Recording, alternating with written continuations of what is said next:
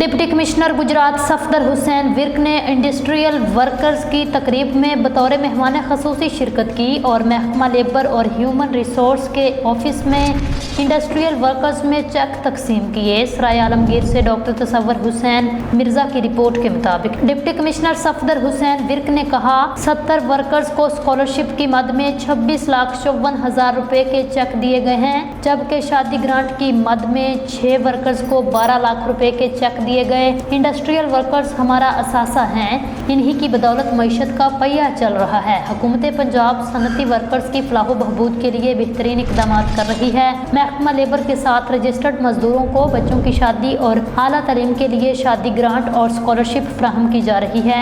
Registered मजदूरों को शफाफ अंदाज में ऑनलाइन सिस्टम के जरिए शादी ग्रांट और स्कॉलरशिप फराहम की जा रही है। डिप्टी कमिश्नर सफदर हुसैन विर्क ने कहा महकमा लेबर इंडस्ट्रीज में कम अज कम तनख्वाह की फराहमी यकीनी बनाई जाए और इंडस्ट्री में लेबर की फलाह बहबूद और रहनुमाई के लिए मुकम्मल मावनत फराहम की जाए।